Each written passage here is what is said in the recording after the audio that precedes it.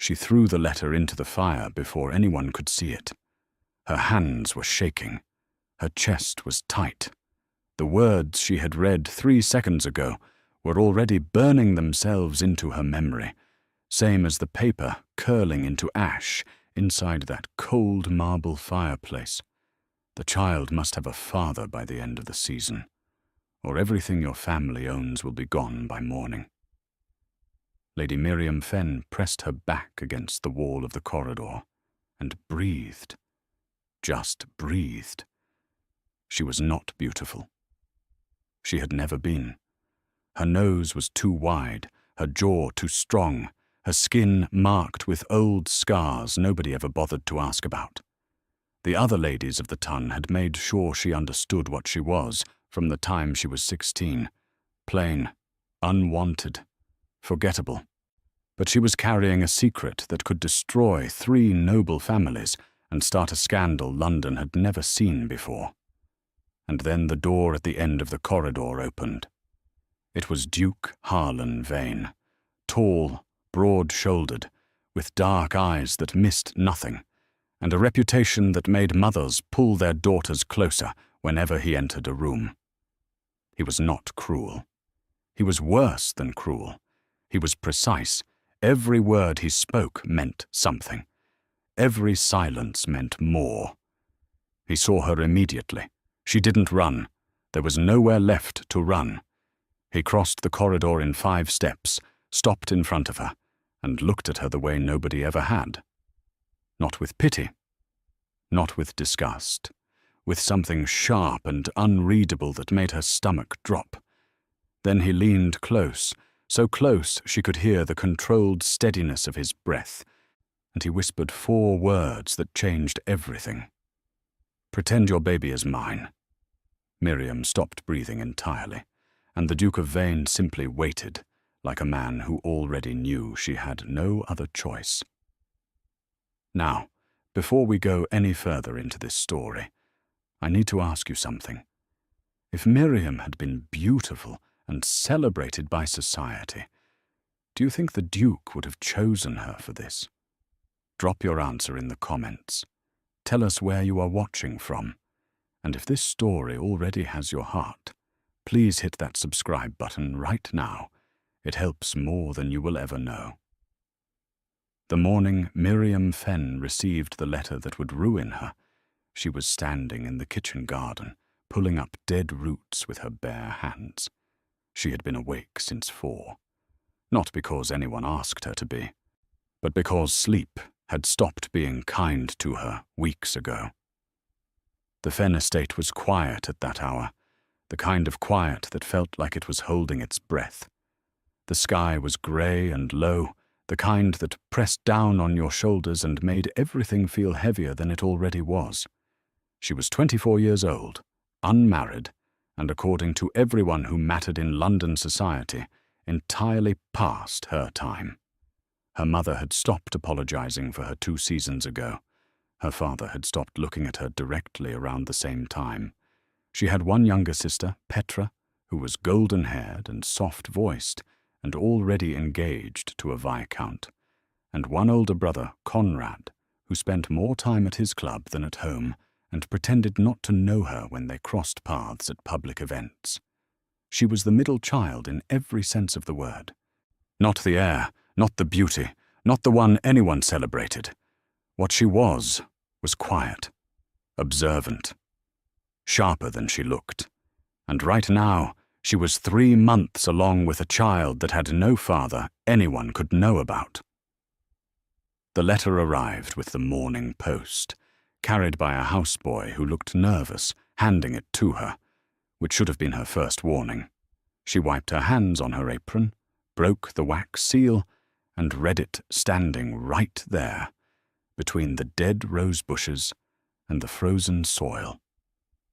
By the time she finished reading, her face was completely still. Inside the house, she walked directly to the fireplace in the east sitting room, which nobody used at that hour, and she put the letter into it without hesitation. She watched it burn. She stood there until there was nothing left but a curl of black ash and the smell of smoke.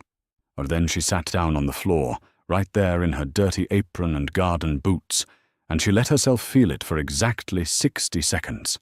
The man who had put her in this situation was already engaged to someone else.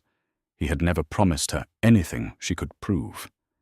He had been charming and careful, and she had been lonely and foolish, and she had believed, for 3 weeks in the autumn, that she was finally being seen by someone who meant it. She had been wrong. His family had sent the letter. Not him. His family. Telling her in the coldest, most formal language she had ever read that if she attempted to name their son as the father of whatever she was carrying, they would see to it that the Fenn estate lost its remaining creditors, its standing with the bank, and every social connection it had left. Or they would not be the only ones destroyed. Her family would fall with her. 60 seconds. That was all she gave herself. Then she stood up, smoothed her apron, and went upstairs to think. She had exactly 4 weeks before her condition would be visible to anyone paying attention. In London society, everyone paid attention. She had no money of her own. She had no powerful friends. She had no suitors, no prospects, and no plan. What she had was a mind that worked fast when it needed to, and a face that people always underestimated. She was going to need both. The Duke of Vane arrived in the county 3 days later. Nobody knew exactly why he came. The official reason was that he was inspecting a property he had recently acquired near the edge of the Fen land, or some old manor that had been sitting empty for 2 years after its previous owner died, with no direct heir. But Harlan Vane was not a man who travelled for property inspections. He had people for that. He had an army of solicitors and estate managers and secretaries who handled such things. When the Duke went somewhere himself, it was always for a reason nobody else was supposed to understand yet. Miriam learned he was there when her mother came flying into the morning room with both hands pressed to her cheeks like she was trying to keep her face from falling off. Harlan Vane is at Aldermere, her mother, Countess Edith Fenn, said, breathless. He is actually there, in person. Aldermere was the empty manor. Miriam set down her book. Yes, she said. Do you understand what that means? Her mother stared at her. If he is coming to reopen that estate, he will need to call on the local families. He will need to be received. He is a duke, Miriam. An unmarried duke. Miriam looked at her mother for a long moment.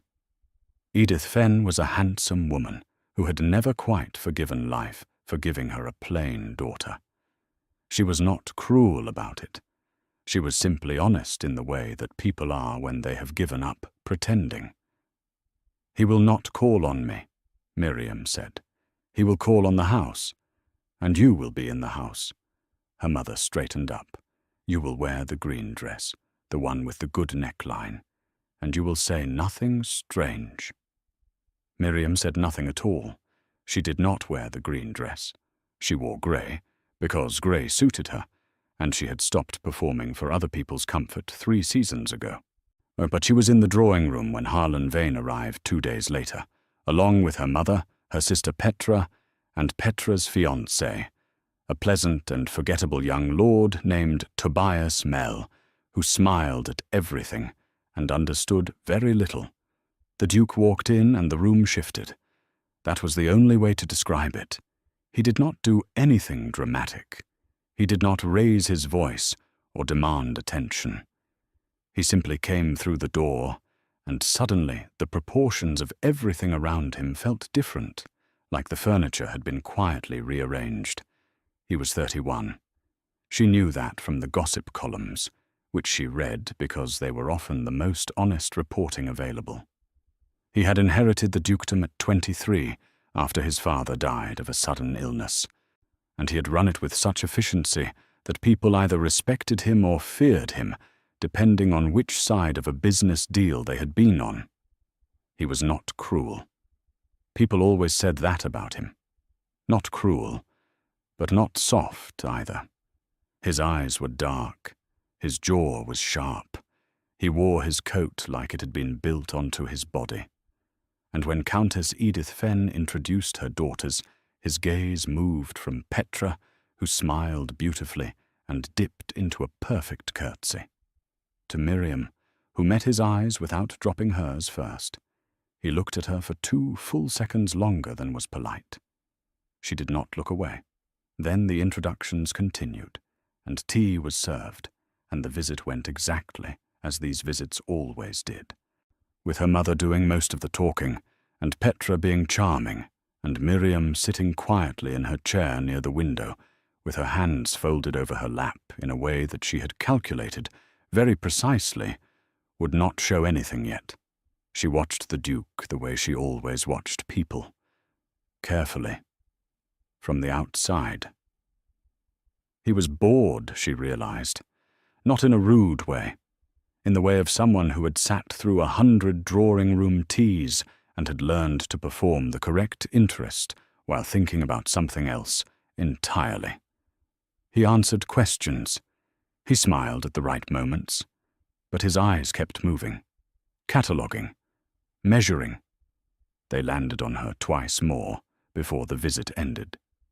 She did not know what to make of that. After he left, her mother sighed loudly and said it was a shame Miriam could not have made more of an effort. While Petra squeezed her hand in the hallway and said nothing, which was its own kind of kindness, Tobias Mell said the Duke seemed like a good sort, and then wandered off to find the biscuits he had missed at tea. Miriam went upstairs to her room and stood at her window and looked out at the grey sky and thought, 3 weeks, maybe 4, before she had to make a decision that would change everything. She did not sleep that night either. The second time she encountered the Duke, she was not in a drawing room. She was walking alone on the path that cut between the Fenn estate and Aldermere, a path that technically crossed both properties and had been used informally by both families for decades, without anyone making it official or anyone making it a problem. She was walking because she thought better when she moved. Or the morning was cold and bright, the kind of winter morning that felt clean if you did not think too hard about it. She had her coat and her old boots, and she wasn't expecting to see anyone. He was standing at the stone marker that divided the 2 properties, reading something in a small leather notebook, his horse standing patiently behind him without being tied to anything. She stopped walking. He looked up. They were 10 feet apart. There was no drawing room, no mother, no sister, no social architecture to hide behind. "Miss Fenn," he said. "Your Grace," she said. A pause. The wind moved through the bare trees. "You walk early," he said. "I think better in the cold." He looked at her with that same quality of attention she had noticed before. Not attraction, exactly. Something more like interest. The kind you give to something unexpected. "What are you thinking about this morning?" he asked. It was not the kind of question men like him asked women like her. She knew that. And she understood, from long experience, that honesty in small doses was often more disarming than performance. "Problems," she said. "The kind that do not have easy answers." He did not smile exactly, but something shifted in his expression. "Those are the most interesting kinds." "Only if they belong to someone else," she said. He looked at her for a moment longer. Then he closed his notebook. "May I walk with you?" he asked. She should have said no. Every sensible part of her understood to that. She was an unmarried woman, alone, with a secret she could not afford to complicate further. "Yes," she said. They walked, or the path was narrow, so they moved in single file for parts of it, and side by side for others. He did not fill the silence with flattery or pointless small talk, which was unusual enough that she noticed it immediately. He asked her once about the land, how long her family had held the estate, and she answered plainly, without dressing it up. He mentioned that Aldermere had been badly managed under the previous owner, and that he intended to restore the gardens, and she told him without thinking about it that the soil on the eastern side was too sandy for the kind of formal gardens shown in the old plans she had once seen, but would do well for kitchen gardens and orchards. He stopped walking. She realized what she had said, and braced herself for the polite confusion or the tolerant dismissal. Instead, he said, "How do you know that?" "I garden," she said simply. "The Fen estate and Aldermere share the same water table. The composition is similar." He looked at her, really looked at her, the way people almost never did with her. "You know a great deal about land," he said.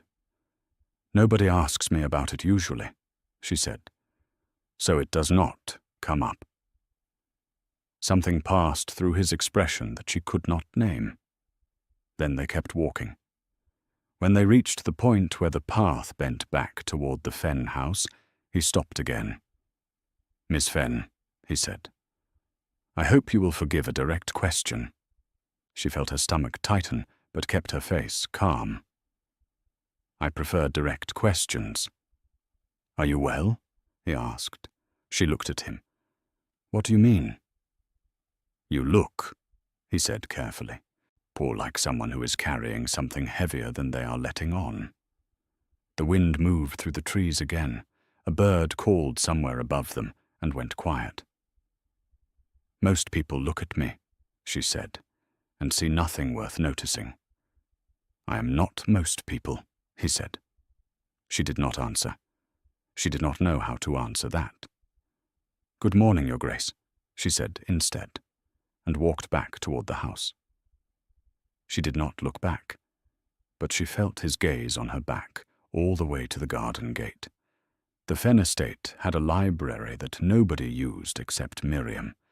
It was her favorite room in the house, not because it was beautiful, though it was, with tall, narrow windows, and shelves that went all the way to the ceiling, and a pair of old armchairs that had faded from their original color to something warm and soft. She loved it, because it was the one place in the house where nobody came looking for her. Her mother associated the library with work and avoided it. Conrad never read anything he was not legally required to. Petra preferred the music room. The library was Miriam's, in all the ways that mattered. She was there in the afternoon when everything changed. She had been going through the estate accounts, not because it was her job, but because nobody else was doing it properly, and she had discovered 3 months ago that their factor had been quietly skimming from the household budget for the better part of 2 years. She had not told her father yet. She was still building the full picture, still gathering every number, because she had learned early that accusations without complete evidence were just noise. She heard the commotion from the front hall before she heard anything specific. Voices. Her mother's, high and urgent. A man's voice she did not recognize immediately. Then her father's voice, which was never high but today had an edge in it she had not heard in years. She set down her pen and went to the library door. Lord Harwick Fen, her father, was standing in the entrance hall with his hands at his sides and his face the color of old paper. Countess Edith was gripping the banister of the staircase. In front of them stood a solicitor named Griggs, whom Miriam recognized from 2 previous meetings about estate matters, and beside Griggs stood a younger man she did not know, carrying a leather case and looking at his boots. "Say it again," her father said. His voice was very quiet. Griggs said it again. Miriam stood in the doorway and listened. The short version was this. The loans her father had taken out against the estate 3 years ago, during a period when harvests had been bad and expenses had been high, had been quietly sold. The new holder of those loans was demanding full repayment within 60 days. If repayment was not made, the estate would be seized. There was no negotiation available. The letter from the new holder's solicitors was clear and final. Miriam's mother made a sound like a door closing softly on an empty room. Her father stood very still for a long moment. Then he said, "Who holds the loans now?" Griggs looked uncomfortable. "A private party, my lord. The name on the paperwork is a holding company. We have not yet been able to identify the principal." Lord Fenn asked 2 more questions, and the answers did not improve anything. Then Griggs and his companion left, and the entrance hall went very quiet. Miriam's father turned and saw her standing in the library doorway. "How much did you hear?" he asked. "All of it," she said. He looked at her for a moment. Then he looked away. "We will think of something." She went back into the library. She sat down in the faded armchair. She looked at the estate accounts spread out on the table in front of her. All that careful work, all those numbers she had been quietly putting in order, and she understood that none of it mattered now. The ground had just shifted underneath all of them. She thought for a long time. Then she put on her coat and went for a walk. She did not mean to go in the direction of Aldermere, or perhaps she did mean to, and was not willing to admit it to herself yet. And either way, she found herself on the shared path again, as the afternoon light went grey and thin, walking fast, because the cold made standing still feel impossible. He was outside again. She was beginning to think he was always outside, which was unusual for a man of his rank and position. He was standing in what had once been the kitchen garden of Aldermere, now overgrown and winter bare, looking at it with his hands clasped behind his back. He heard her footsteps and turned. She did not stop walking toward him. She did not know why. Her mind was full of numbers and consequences, and 60 days, and she had not slept properly in weeks, and she was 3 months along, and she was so tired of carrying everything alone. She stopped about 6 feet from him. "Did you buy our loans?" she asked. He looked at her. His expression did not change. "What?" "The Fenn Estate loans. They were sold to a private holding company." "Did you buy them?" A pause. The wind moved through the dead garden. "Yes," he said. She absorbed that. She had suspected it from the moment Griggs said the words, "private party." Something in her mind had turned toward Harlan Vane like a compass finding north, but suspecting and knowing were different things. "Why?" she asked. "Because I needed something to work with," he said, "and I was running out of time." She stared at him. "Running out of time for what?" He looked at her steadily. "May we go inside? I would rather have this conversation out of the wind." The manor at Aldermere was half-furnished, in the practical way of a man who had moved into a space to use it rather than to inhabit it. There was a fire in the main sitting room, and chairs that were plain and solid, and a table with papers on it that he swept to one side without ceremony. He did not offer her tea, which she appreciated, because she didn't want tea. She wanted answers. She sat. He sat across from her. "I'm going to tell you something," he said, "and I need you to hear the whole of it before you respond." "All right," she said. "My family is pressuring me to marry," he said. "That part is not unusual. What is unusual is the specific situation. My younger brother Radley died in the autumn." A pause. She had not known that. She kept her face still and waited. He left behind a child, an infant, 3 months old.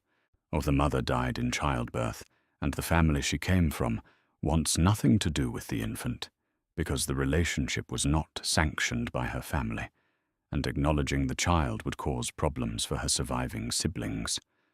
He stopped. "The child is healthy, a boy. He is being kept by a nurse at my London townhouse, and I have told everyone who asks that he is the son of a distant cousin. which is buying me perhaps 2 more months before someone starts asking questions I cannot answer. Miriam was very still. "I need a wife," he said, "who will accept this child as her own without condition, without public performance of resentment, and without using him as a bargaining piece later. I need someone who will actually care for him, not someone who will endure him." He looked at her directly. "I have watched 3 seasons of Eligible Women, and I haven't found one I trust to do that. They want the title. They want the position. They want the Duke of Vane at their dinner table. None of them want a child that comes with complications." She looked at him for a long moment. "And you think I would?" she asked.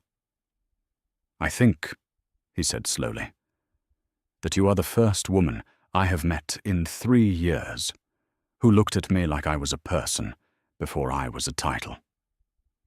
And I think you have problems of your own that this arrangement would solve.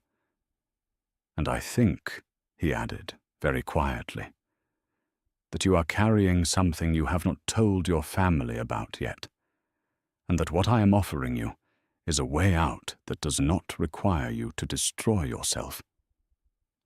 The fire crackled. Outside the window the light was almost gone. She said nothing for a very long time. "You know," she said finally, "it was not a question." "I noticed on the path," he said simply, "and I notice things."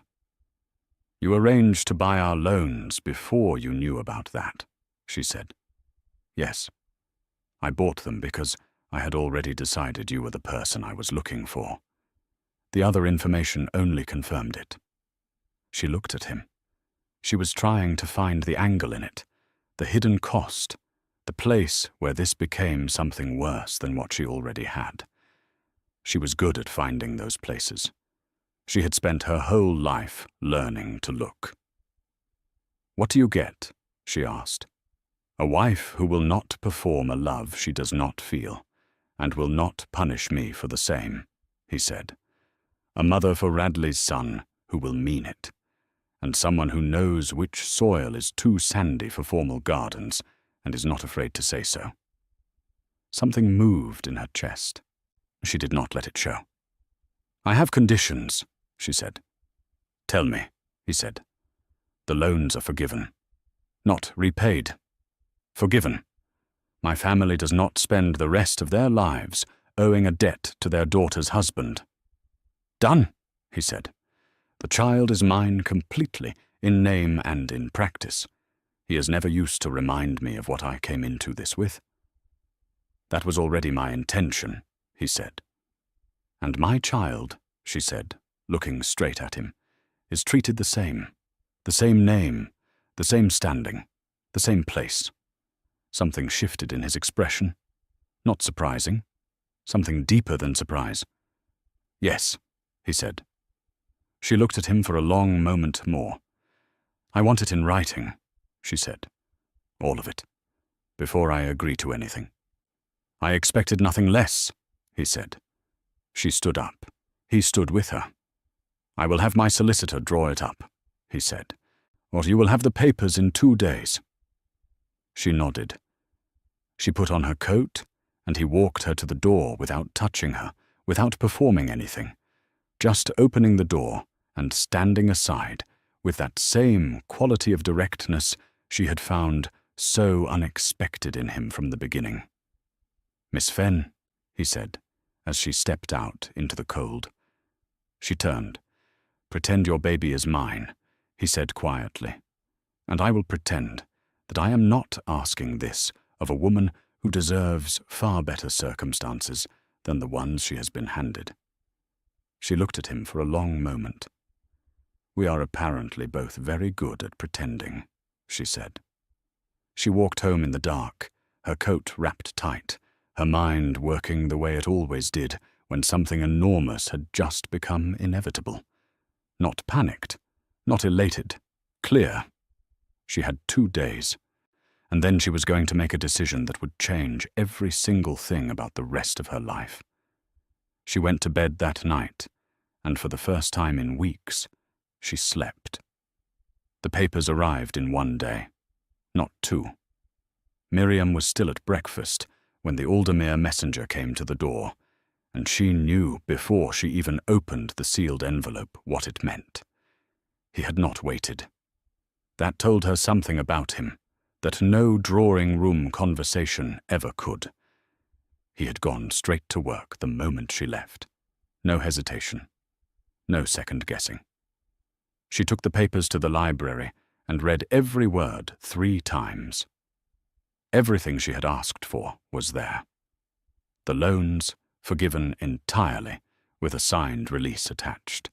The child standing, written in language so clear and final that no court in England could unwind it. Her own child, or named with the same protections, the same inheritance rights, the same legal position as any child born within the marriage. There was even a clause she had not asked for, a household allowance in her name alone, not managed by him, not conditional on anything, just hers. She sat with the papers for a long time. Then she picked up her pen, signed her name, and sent the papers back with the messenger before she could change her mind.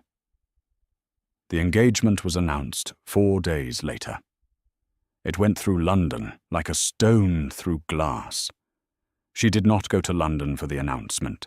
She stayed at the Fenn estate and learned about the reaction second-hand, through letters from acquaintances who were mostly writing to confirm with their own eyes what they could not believe with their ears. Her mother received 17 callers in 3 days, which was more than the Fenn estate had received in the previous 2 years combined. Petra sat across from Miriam at the dinner table and stared at her like she had never seen her before. Conrad came home from his club for the first time in 6 weeks and walked around the house looking stunned. Her father called her into his study on the second day. He was a tall man, Lord Fenn, with grey at his temples and hands that had been soft for too long. He stood behind his desk when she came in and looked at her the way he hadn't looked at her in years, directly. "Is this what you want?" he asked. She thought about lying. It would have been easy. "Yes, father. I am very happy. He is a good man." "It is what I have chosen," she said instead. "That is not the same thing, but it is enough." He looked at her for a long moment. Then he sat down heavily in his chair and put his face in his hands for just a moment before pulling himself back together. "I did not know about the loans," he said. "I know," she said. "I found out the same day you did." "He bought them before the engagement," her father said. It was not a question. He was a lord who had spent 30 years in a world built on leverage. He understood exactly what that meant. "Yes," she said, "and you still said yes." "He was honest about it," she said. "He told me himself. He did not let me find another way." Her father looked at her across the desk. Something moved through his expression that she had not seen there before. Not pride, exactly. Something older than pride. "You have always been the sharpest one," he said quietly. "I should have said so sooner." She did not cry.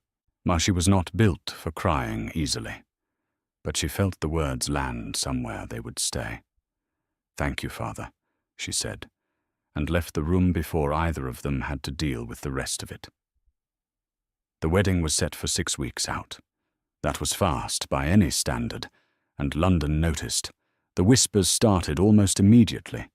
Some said the Duke had lost his mind. Some said there must be a financial arrangement behind it, which was at least partly true. Some said that Miriam Fenn had clearly done something to trap him, used some trick or scheme, because there was no other explanation for why Harlan Vane would choose her when he could have chosen anyone. She heard the whispers. She always heard everything. She had the kind of face that made people forget she was in the room, which meant they said things in front of her they would never have said otherwise. A week before the wedding, something happened that nobody expected. A woman arrived at the Fenn estate unannounced. She came in a hired carriage with no crest on the door and a veil over her face, and she asked for Miriam specifically, not the Countess, not Lord Fenn, not anyone else. Miriam. Miriam received her in the library, alone, because, whoever this woman was, she had made it clear she would only speak privately. The woman lifted her veil. She was beautiful. Not in the soft, practiced way of London drawing rooms, in a way that was almost startling. Cheekbones sharp, eyes a pale grey, mouth curved and precise. She was perhaps 25. She was also, Miriam noticed in a single glance, trembling very slightly. "My name is Delia Payne," the woman said. "Thought I was Radley Vane's intended." Miriam went completely still. "I was told he died," Delia said, "and I was told the child died with the mother. I was told all of it was over." Her voice was controlled, but barely. "I have just learned, 3 weeks ago, that the child is alive. That your Duke has been hiding him." Her pale eyes found Miriam's. "That child is my nephew, and I need to know what you intend to do with him." The fire crackled. Somewhere outside, a cart went past on the road. Miriam looked at Delia Payne for a long time. Then she said, "Sit down." Delia sat. Miriam sat across from her. "Tell me everything," Miriam said. "From the beginning." What came out over the next hour was something Miriam had not anticipated and could not have invented. Radley Vane and Delia Payne had been in love for 2 years.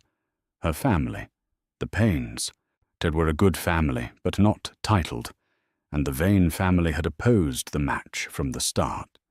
When the woman Radley had actually gotten with child turned out not to be Delia, but a young woman named Clara, who worked at a Vane property in the country, Delia had been told nothing. She had simply been told that Radley was to marry Clara, that the engagement was off, and that she was to have no further contact with the family. Then Radley died. Clara died in childbirth, and Delia had spent months believing the child had died too, until a letter from Clara's sister, sent to the wrong address and redirected 3 times, finally found her. "He kept the child," Delia said. "Your Duke? He kept him hidden." "He kept him safe," Miriam said carefully. "That is different, is it?" Delia's voice had an edge in it now.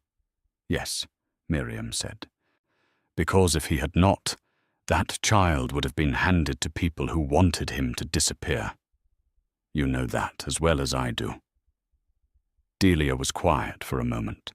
Her hands were in her lap and her knuckles were white. "I want to know him," she said. "I want to be part of his life. He is the last of Radley that exists in the world." Miriam looked at her. She thought about the contract she had signed.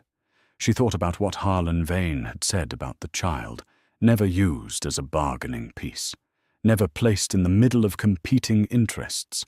She thought about what it meant to be a child who was wanted by people who were fighting over him before he could even walk. She also thought about what it meant to be a child who had nobody. "I will speak to the Duke," she said. "I will not promise you an outcome, but I will not pretend this conversation did not happen." Delia looked at her. The trembling had stopped. In its place was something careful and measured, the look of someone who had been lied to before and was trying to decide whether this time was different. "You are not what I expected," Delia said. "Nobody ever expects me," Miriam said. "I have found that useful." Delia left. Miriam sat in the library alone for a while. Then she sent a note to Aldermere. He came that evening. She told him everything. Plainly. No softening, no edits.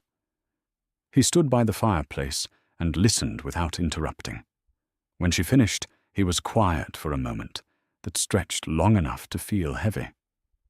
I did not know she had been told the child died, he said finally. Did you tell her that? Miriam asked. No. His jaw was tight. What all my mother did. Another silence. Your mother is involved in this, Miriam said. My mother, he said, very quietly, has been involved in everything. She chose Clara for Radley because Clara had no family with standing who would ask questions. She managed the information after both deaths. She is currently in London telling everyone who will listen that our engagement is a temporary lapse in my judgment that will resolve itself before the wedding. Miriam absorbed that. She is trying to stop the wedding. She has been trying to stop it since the announcement. What is she planning to do? He looked at her directly. I do not know yet. That is what concerns me. She looked at him. He looked back at her. They were two people who had entered into an arrangement built on practicality and honesty, and they were both beginning to understand that the world around them was not going to leave that arrangement alone. What do you want to do about Delia Payne? She asked. He was quiet for a moment. What do you recommend? She blinked. In her experience, men did not ask that. I think she should be allowed to know him, she said. Carefully, with boundaries that protect the child first. She loved his father, and she has done nothing wrong. Punishing her for your mother's decisions would be unkind. He looked at her for a long moment. All right, she said. I said all right, he repeated. I mean it. She looked at him across the firelit room. He was still standing, coat still on, like a man who had come in a hurry and not thought about the details. There was something in his face she had not seen there before. Not warmth exactly, but something adjacent to it. Something that looked like relief. You should go, she said. It is late. Yes, he said. He did not move immediately. Your Grace, she said. Harlan, he said. If we are going to be married in 6 days, you may as well use my name. She looked at him. Harlan. Something shifted in his expression. Small, almost invisible. Good night, Miriam, he said, and left. She sat alone in the library for a long time after the sound of his horse faded. She was not, she told herself firmly, going to make the mistake of feeling something she had not agreed to feel. She had signed a contract. She had made a practical decision.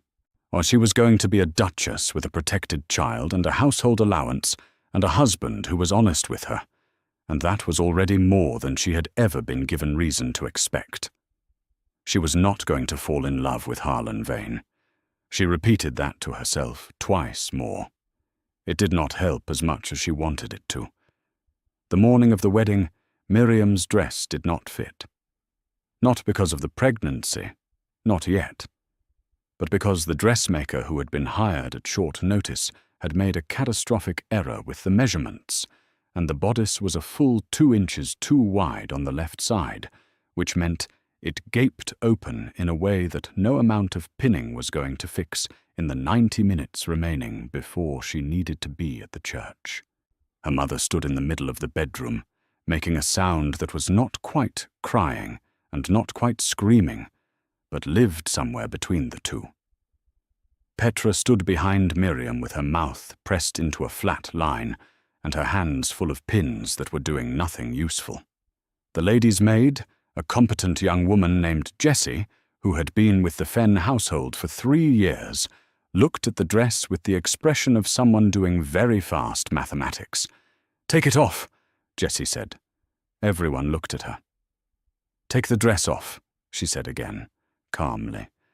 "There is a cream silk in Lady Petra's wardrobe that Lady Miriam has always fit better anyway.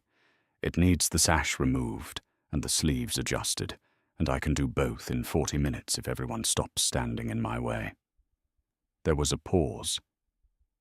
"That is my wedding dress," Petra said. "Why, you are not getting married today," Jessie said. "She is." Miriam looked at her sister. Petra looked back at her. Then Petra said, "Take it," and left the room. And Miriam understood that the dress was the least of the gifts her sister had given her that morning. Jessie worked in focused silence for 38 minutes. What emerged was a dress that was simpler than what had been planned, cream and clean-lined, with the neckline sitting properly and the waist falling where it should. It was not elaborate. It did not have the embellishments the original had been designed with. It was, Miriam thought, looking in the mirror, exactly right for a woman who had never been interested in embellishment. She was not beautiful. She knew that. She had always known that. Her face was what it was, strong-boned and marked and plain, and no amount of clever dressing changed the fundamental fact of it. She could see, standing in front of the mirror, that she was the most unlikely Duchess in recent memory. She lifted her chin. That would simply have to be something people got used to. The church was full. She had not expected that.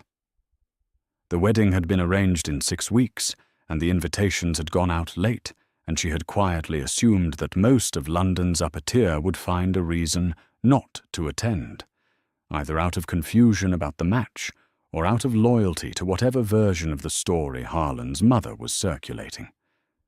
But the pews were packed, and the faces in them covered the entire range of London society, the curious and the skeptical and the openly disapproving all sitting together under the same vaulted ceiling. She walked up the aisle alone, was because her father's leg had given him trouble that morning, and she had told him firmly that she was perfectly capable of walking herself, and did not need an escort to give her away as though she were a parcel. He had looked at her with that same expression she had seen in his study, the one that was older than pride, and he had squeezed her hand at the door and let her go. She kept her eyes forward. She saw Harlan at the altar from halfway down the aisle. He was standing straight and still in the way he always stood, like a man who had decided exactly where he was and was not going anywhere. He was watching her come toward him. He did not look around at the crowd. He did not adjust his expression for anyone's benefit. He just watched her, the whole way. She reached the altar and stood beside him. Up close, she could see that there was something in his jaw, a tightness that had not been there before. She glanced sideways at the front pew. A woman sat there who could only be his mother.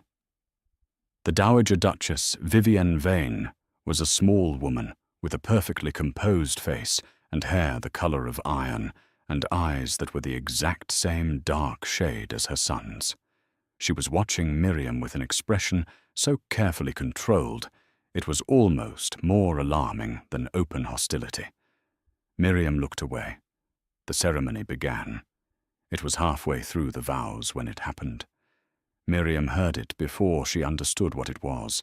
A commotion at the back of the church, a door opening, voices, and then a clear, carrying female voice saying something that made the entire congregation go still.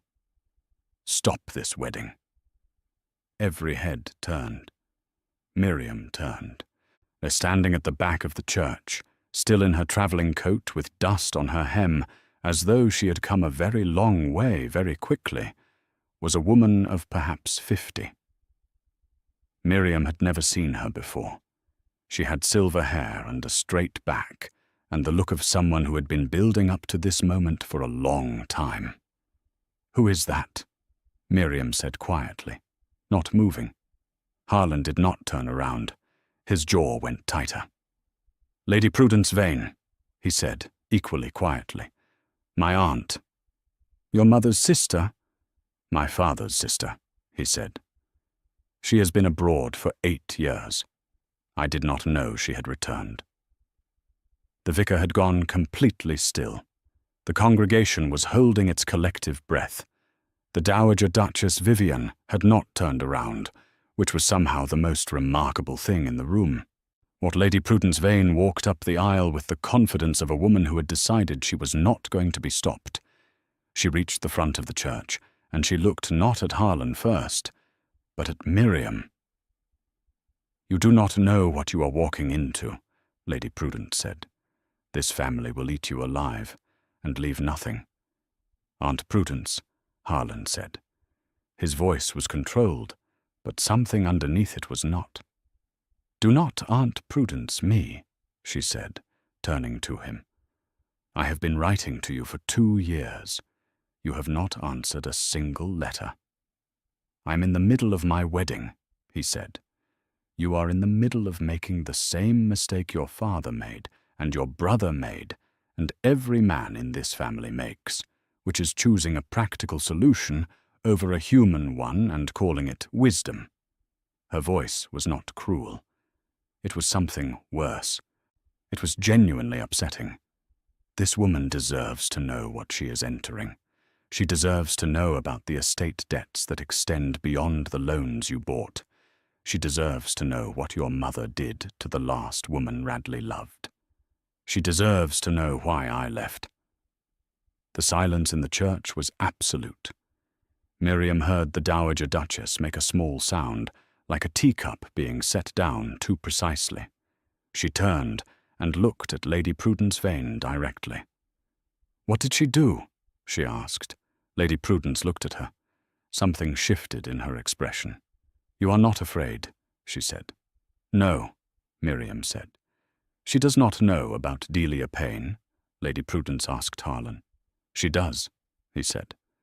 Lady Prudence paused. She looked at Miriam again, a different kind of looking. "And you are still here." "I am still here," Miriam said. "I intend to continue being here. But I want to know what you came to say. All of it." Lady Prudence looked at her for a long moment. Then she looked at the congregation, at the vicar, at her brother's widow sitting in the front pew like a stone statue. Then she looked back at Miriam. "Finish the ceremony," she said. "I will tell you everything after."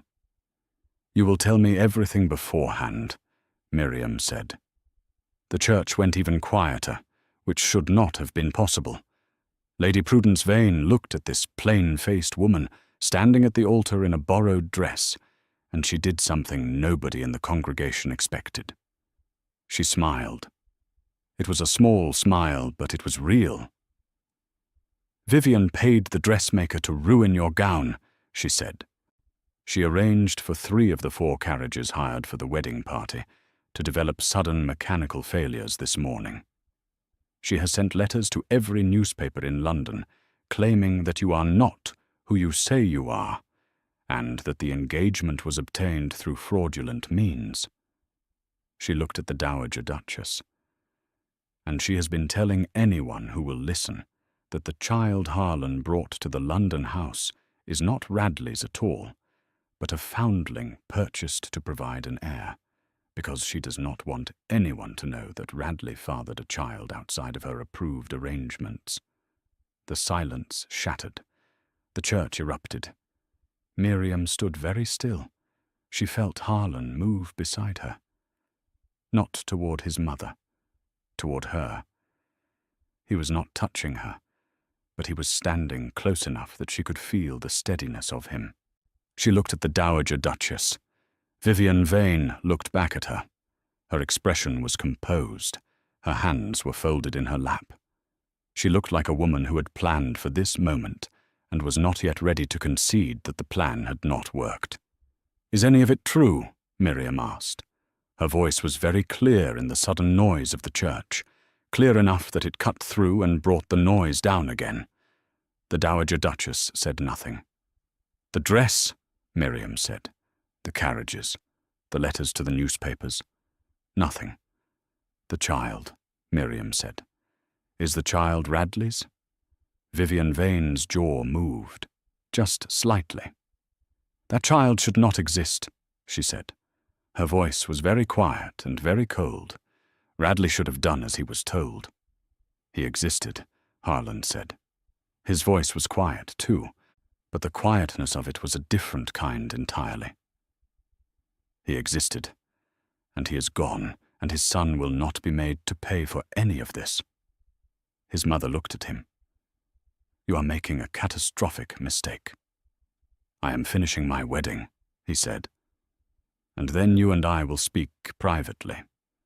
If you would like to continue being part of this family, that conversation will go better if you choose honesty over strategy for once in your life. He turned back to the vicar. Please continue, he said. The vicar, who looked as though he had not signed up for any of this and was reconsidering several life choices, cleared his throat and continued. Miriam stood beside Harlan Vane and listened to the words, and said what she was supposed to say, and put on the ring he placed on her finger, or which was a deep gold band set with a small dark stone that he had clearly chosen without asking anyone's advice, and which was, she noticed, exactly the kind of ring she would have chosen for herself. When the vicar pronounced them married, and Harlan turned to face her, he did not perform a display for the crowd. He simply looked at her. That same direct quality, that same unadorned steadiness. All right, he said quietly. All right, she said. He offered his arm. She took it. They walked back down the aisle together through a church full of people who were still buzzing with what they had just witnessed, and Miriam held her head level and kept her eyes forward, the same way she had walked up, and she thought that whatever came next, she had already survived the morning, and the morning had been extraordinary. Outside the church, in the thin winter sunlight, Lady Prudence Vane was waiting. She had slipped out a side door during the final minutes of the ceremony, and she was standing on the steps, looking out at the street with her hands clasped in front of her. When Miriam came out, she turned. I am sorry for the disruption, she said. I am not, Miriam said. I would rather know. Yes, Lady Prudence said. I thought you might be that sort. A pause. Harlan was speaking to the vicar behind them. Around them, guests were beginning to emerge, the whole complicated mix of them, curious and disapproving and uncertain.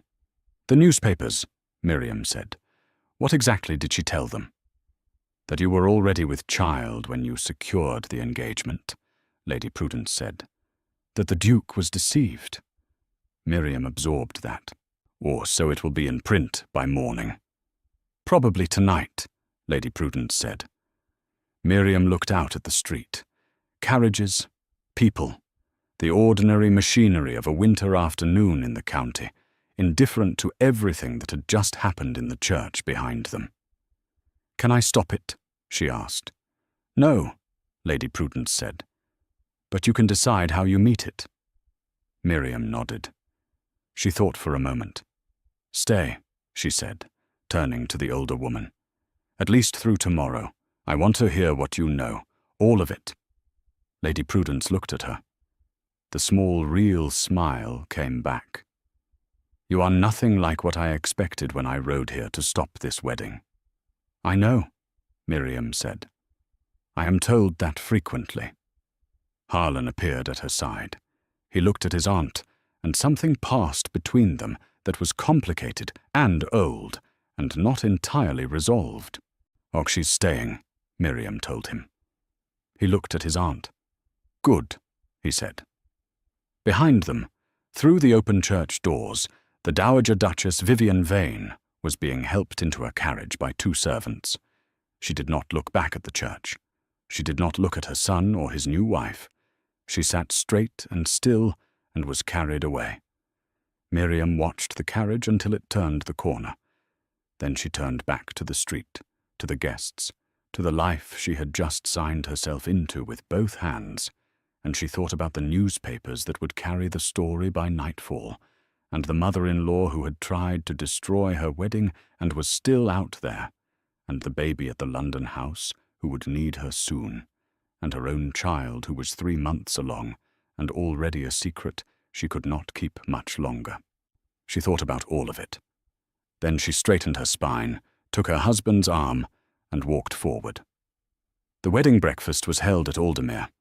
Harlan had arranged it in the weeks before, having the main rooms cleaned and furnished and warmed enough to receive guests properly. It was not grand.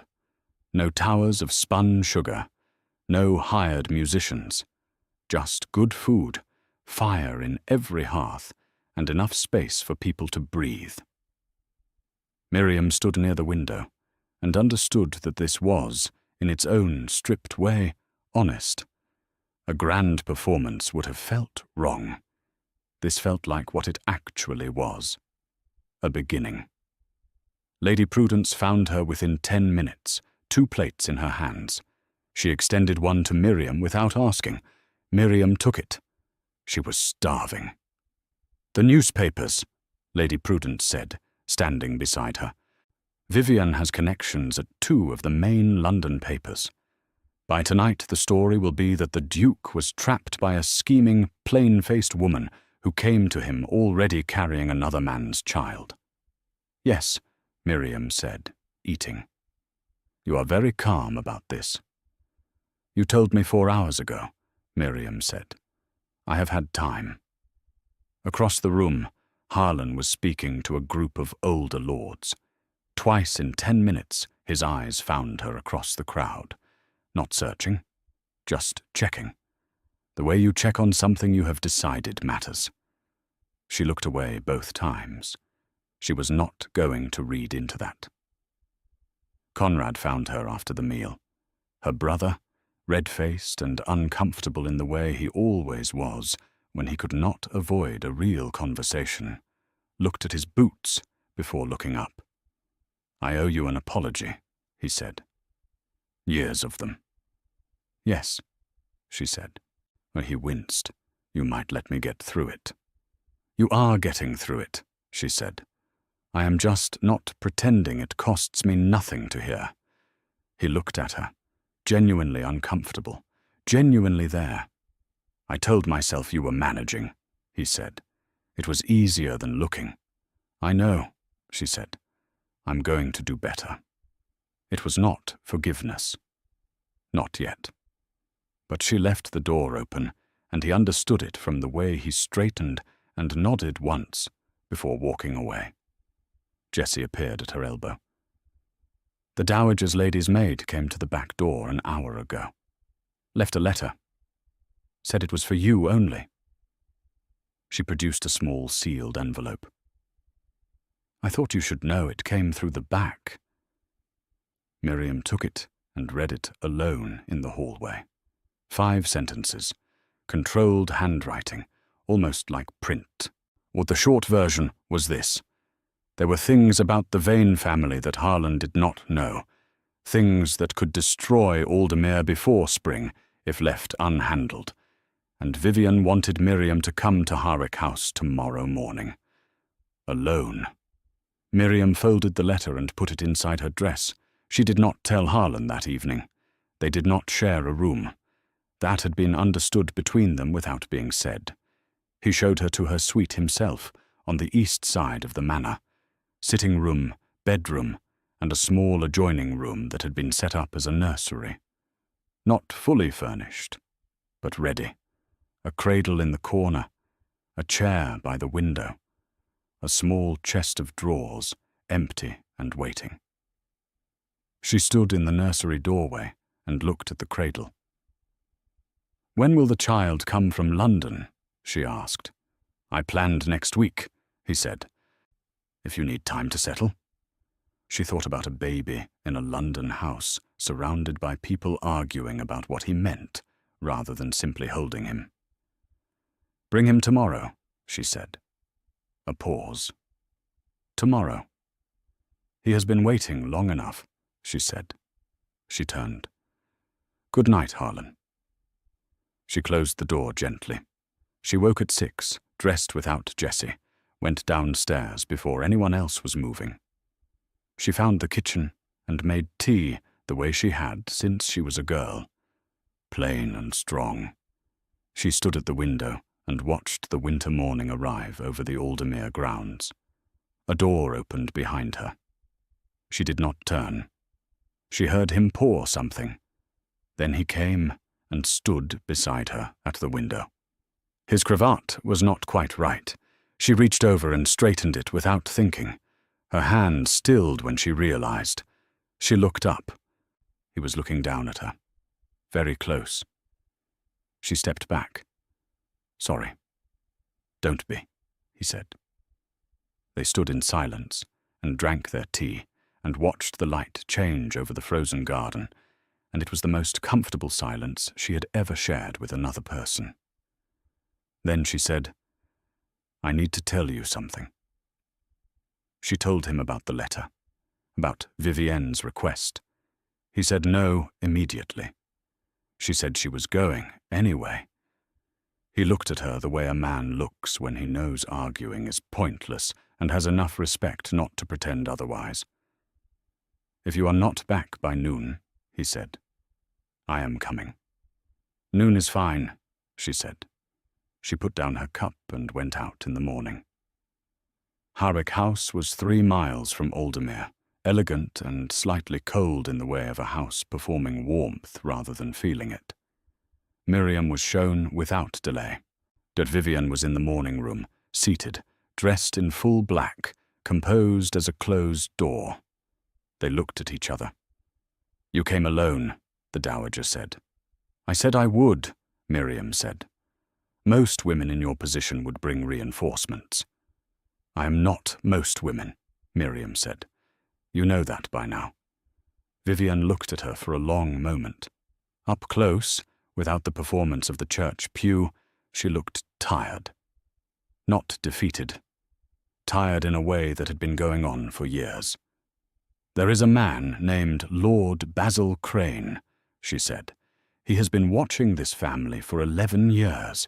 He holds documents claiming the Aldermere property was never properly cleared of a debt your husband's father believed he had settled. I have been managing Crane myself for over a decade. I am telling you now because I am 61 and exhausted, and you," she looked at Miriam steadily, "are the first person I have seen in a long time who might actually handle him." Miriam kept her face still. "What does Crane want?" "Aldermere specifically," Vivienne said. "He will be moving now that the wedding has been announced. He reads the papers. Is the documentation real or manufactured?" "I do not know," Vivienne said. "That is the problem." Miriam was quiet for a moment. "Why not tell Harlan?" Something moved through Vivienne's expression that was almost painful in its honesty. "Because I have spent 30 years making decisions for him that were not mine to make," she said. "I do not know how to hand someone a problem and ask for help. I only know how to manage. It is how I survived." A pause. "You are different. You know how to ask." Miriam looked at her for a long time. "You tried to destroy my wedding," she said. "Yes." "You told the newspapers I was a fraud." "Yes." "You let Delia Payne believe the child was dead." Vivienne's jaw moved. "That one I cannot defend. I know it." Miriam sat with all of that. "I'm going to tell Harlan about Crane today," she said. "Everything you told me. From you." She stood. "And you and I are going to find a way to exist in this family without destroying each other. Not because I have forgiven you. Because that child arriving from London today needs a grandmother who has decided to be better than she has been." Vivienne said nothing. Miriam walked to the door. Stopped. "I know what it costs," she said, without turning. "Being the woman nobody wanted. I know exactly what it costs. But the difference between us is that I decided not to make other people pay for it." She left. She was back at Aldermere before 11. The carriage from London arrived at 11. Miriam was in the entrance hall when it came up the drive, coat still on, hands quiet at her sides. Harlan came down the stairs and stood just slightly to her left, close enough that she felt the steadiness of him. The front door opened. Mrs. Bolt, the nurse, came in carrying a bundle wrapped in white that was making the smallest possible sound, somewhere between a murmur and a question. Mrs. Bolt looked at Miriam. Miriam held out her arms. The child was placed in them. His weight settled against her chest. She looked down at his face, small and red and entirely unaware of the enormous, complicated world that had been arguing about him before he could hold his own head up, and something in her chest did something she had not prepared for. She had been ready for duty, for responsibility, not for the way he curled his fingers around nothing and went quiet when the warmth of her arms registered. She looked up at Harlan. His face was doing the thing she had noticed before, the thing underneath the control. He was looking at the child with an expression that held grief and relief and the particular exhaustion of carrying something alone for too long. "Hello," she said softly to the baby. Just for him. "I know it has been confusing. It is going to be less confusing from now on." She carried him upstairs to the nursery, settled him in the waiting cradle. Asked Mrs. Bolt careful questions about his schedule and his feeding and what comforted him, and the nurse answered with the relief of someone who had been waiting to be asked properly for weeks. When Mrs. Bolt went downstairs for tea, Miriam sat in the chair by the window. Harlan was in the doorway. "I need to tell you something," she said. She told him about Crane. All of it, in order, without softening any edge. She heard him go still partway through, heard his breathing change. She kept going until she had said everything. Silence. "She told you," he said, "not me." "She does not know how to ask you for help," Miriam said. "That is what she told me." He looked at the baby, at Miriam. Something old and complicated was working through his expression. "I'm going to deal with Crane," he said. "I want to be involved," she said. He looked at her.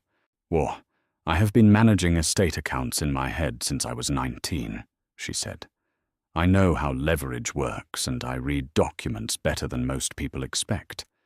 If Crane's evidence is manufactured, I want to look at it."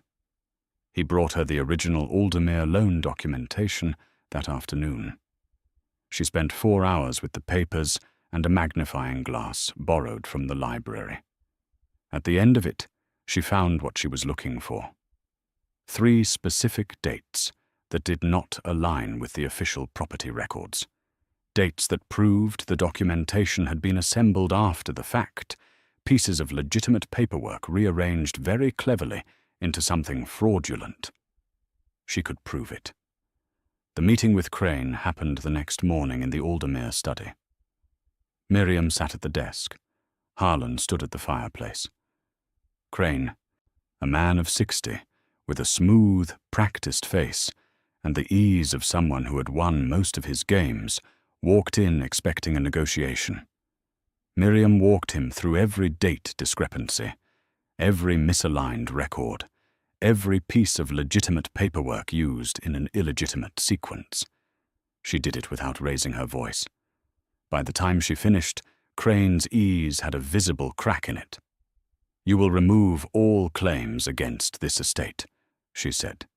"In writing, witnessed, filed with the county records office. In exchange, we will not pursue document fraud through the courts. That is the whole offer. There is no second version." Crane looked at Harlan. Harlan looked back and said nothing. Crane looked at Miriam. "Who are you?" he said, almost genuine. "I'm the Duchess of Vane," she said. "And I have read all your papers." He signed the withdrawal documents that afternoon and left the county before dark. That same week, Delia Payne came to Aldermere. Miriam received her and took her upstairs to the nursery where James Radley Vane, newly named, was awake and studying his own hands with great seriousness. Delia stood at the edge of the room and looked at him for a long time. Then she sat down on the nursery rug beside the cradle and talked to him, not to Miriam, to him. She told him about his father. Small things, the way Radley laughed, how he always told the same joke badly and laughed at it anyway. Miriam stood by the window and let it happen. When Delia finally looked up, her eyes were wet, but her face was steady. "Thank you," she said. "Come on Thursdays," Miriam said. "He should know who his father was, or you are the one who can tell him." Delia looked at her the way people did when they were revising something they had assumed. "You are remarkable," she said. "I am practical," Miriam said, "which sometimes looks the same from the outside." Delia smiled. It was the first time Miriam had seen it. It changed her face entirely. The newspapers ran the story exactly as Vivian's contacts had framed it, and London consumed it, the way London always consumed scandal. 2 days of whispers and speculative letters. Miriam read every article herself, made notes on the specific factual errors in each one, and wrote a letter to every editor that was so precise and legally detailed that 2 papers printed retractions within the week. The other 2 went quiet in a more careful way. When Harlan read the draft of the first letter, he said, "You should have been a barrister." "Women cannot be barristers," she said. "That is an extraordinary waste," he said. She felt something warm move through her, and did not argue with it. On a morning 6 weeks later, that had finally turned from grey to pale gold, Miriam sat in the nursery chair with James Radley on her knee and her hand resting on her own stomach, now visible, now undeniable, now something she no longer needed to hide from anyone. Harlan came in with 2 cups of tea, the way he had started doing every morning. He set hers on the table beside her and sat in the other chair. "The baby moved this morning," she said. "I know," he said. "You made a sound." "What kind of sound?" "A surprised one," he said. "It was the best sound I have heard in some time." She looked at him. He looked back, or James Radley grabbed her finger with his whole fist, certain of his welcome. "Miriam," Harlan said. She waited. "I need to say something, and I need you to hear it without making it practical." She said nothing. "I told you I chose you because you were trustworthy and practical and would care for the child without agenda," he said. That was true, but it was not the whole truth. He looked at her directly. "I chose you because the first morning I saw you on that path, in the cold, with your chin up like you were daring the weather to argue with you. I felt something I hadn't felt in years, and everything since has only made it stronger." The nursery was very quiet. The baby breathed. The light moved. "I signed a contract," she said. "The contract stands," he said. "All of it. That is not what I am asking to change." A pause. "I'm asking permission. To try to be more than an arrangement." She thought about every person who had looked at her and found nothing worth staying for. She thought about what it had cost her, trusting carelessly the last time. She thought about what it might cost her now, which would be so much more. She thought about morning tea and a straightened cravat and silence that felt like home. "You should know," she said, "that I am not easy." "I know," he said. "I will argue with you constantly. I expect it. I will read all your papers and find your accounting errors." Something moved at the corner of his mouth. "Please." She looked at him. "All right," she said. "Try." He did not reach for her hand.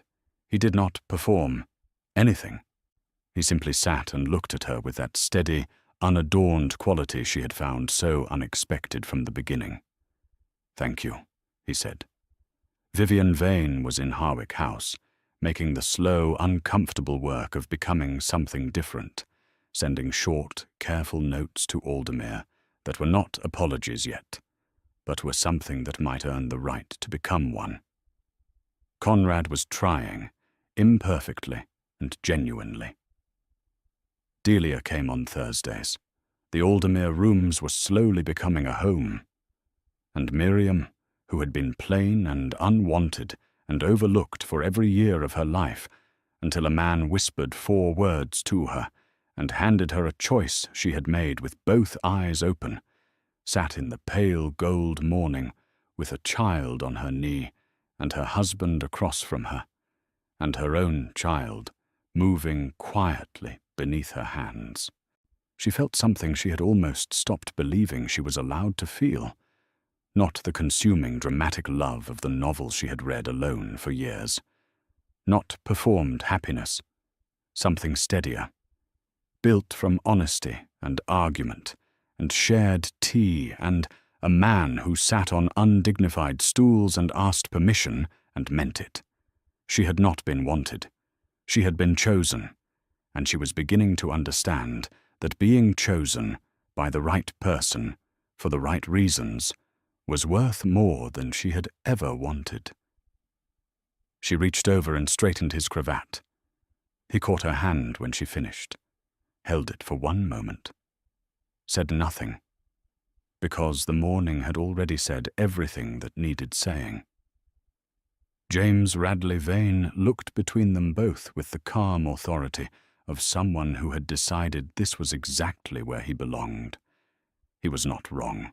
But before you go, tell us in the comments, do you think Miriam ever truly stopped pretending? Or did the pretending quietly become something real without her even noticing? Drop your answer below and tell us where you are watching from. And if this story held your heart from the very first scene, please hit subscribe. It helps more than you will ever know.